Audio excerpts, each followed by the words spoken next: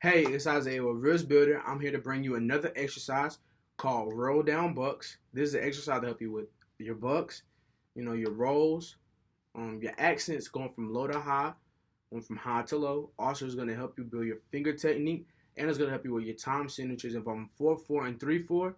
Because a lot of people don't really know how to switch back and forth during in the middle of a piece and how that's supposed to feel.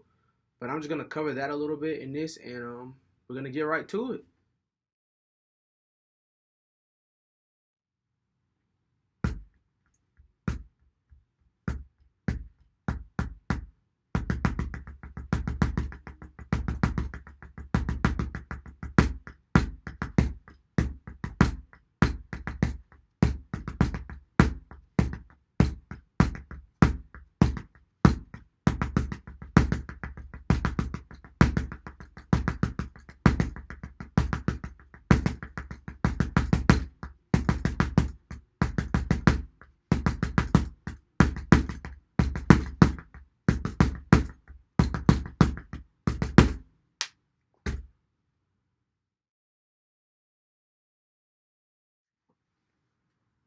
So part A consists of singles, well, accented singles, low singles, accented singles, and doubles.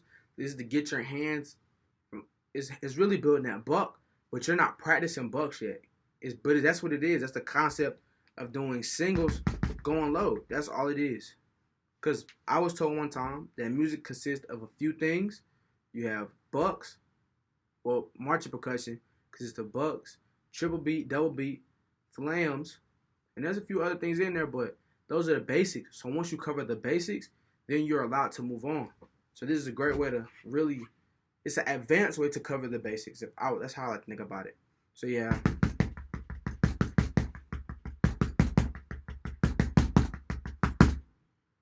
And if your right or left hand is weak, you already know my favorite word. You gotta go ahead and turn it. That's my word. Turn it. Play it a different way.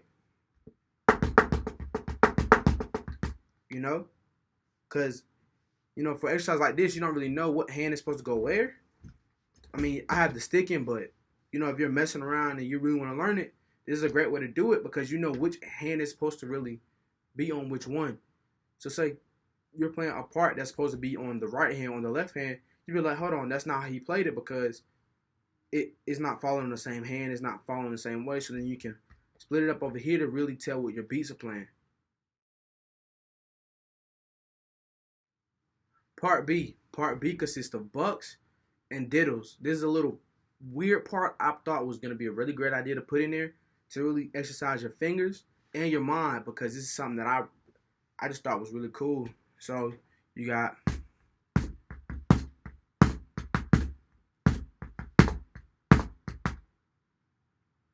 and that's going to really like stretch hand independence. And the fact you have to continuously switch back and forth to each one is going to make sure your diddles stay low after accents. So it really helps you with, like, say you have a diddle passage, just like, a lot of people go like, because their hand's already up, they're not practicing going down. But it teaches you how to go down so that your downstrokes and your upstrokes are two completely different things.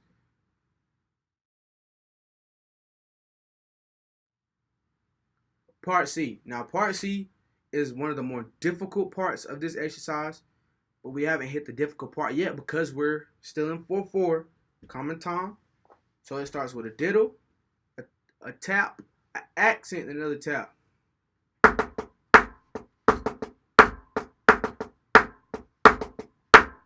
I switch surfaces so you can really hear my beats because the way I like to think about it is you can play both of those. Or if you're practicing, decrescendos, you can go.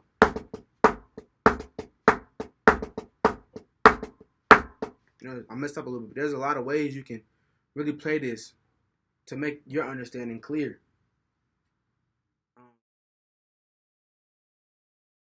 So part D, one of my favorite parts of this entire exercise.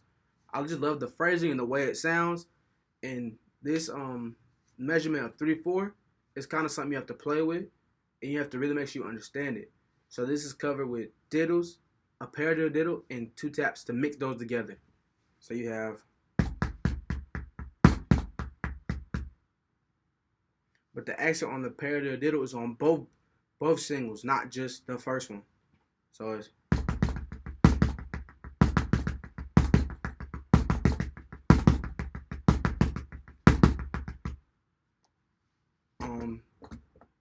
that part right there. You can take that all over the world with the pad, and I could go so far with this, but if you've been watching our videos, you know exactly how you could shift this around. You could turn the pad around. You could take out your regular sticks and just run this one, run that one to go home. And that's why this is probably my favorite exercise that I made, because it covers so many categories of the basics and the fundamentals, but then how your fundamentals can make you even better.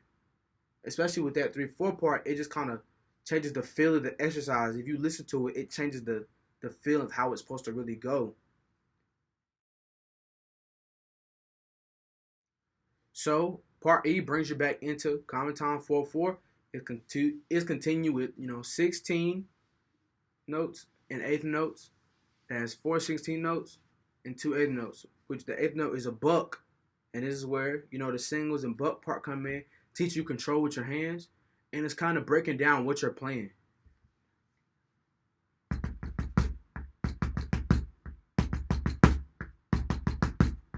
So say I played a single, and I'm gonna break it down for you. Say I played a single, but I'm gonna put my left hand on the back surface, the harder surface, put my right hand right here. You hear that? Because a buck is the foundation of really playing a single. Like singles on hands.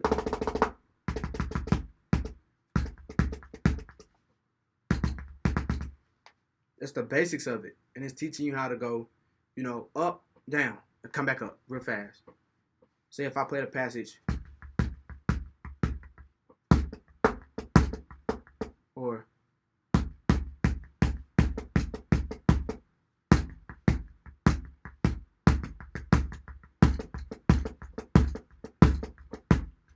that's the basic right there. And this is what these exercises or buck exercises in general are for. So that when you come across a harder exercise or double B, you know what I'm saying?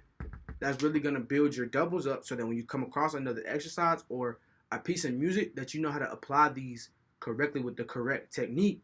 Because if you're practicing something with terrible technique, you're not really practicing at all in my book, because you're still not performing these great habits.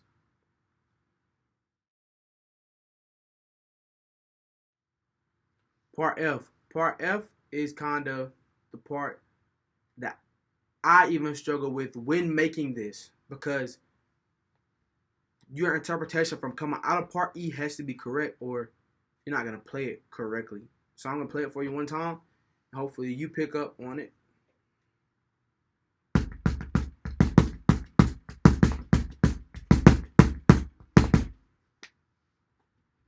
So it's still 16 notes, but the accents have changed, and that double at the end is killer. I'll play it right here so you can hear it again.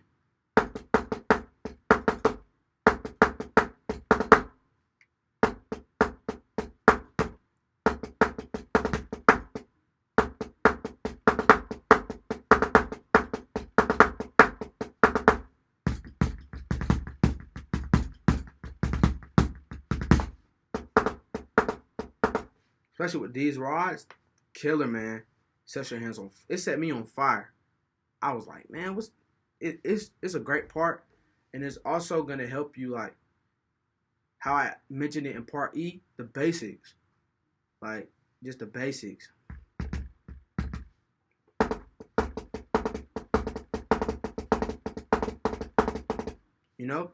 That's a basic, but it's a hard basic when you incorporate some sticks like these. So if I'm going to break it down without the diddle, I'll play it for you so you can really understand it. Right? So then add the diddle on the right hand and the left hand. So I hope people understand where I'm going with that. But that's really the basics of it, and that's the process of it. And this is the whole exercise. So I'm going to play it for you now. At the end, put it all together. And I hope you enjoyed the video. Thanks for watching. Have a great one.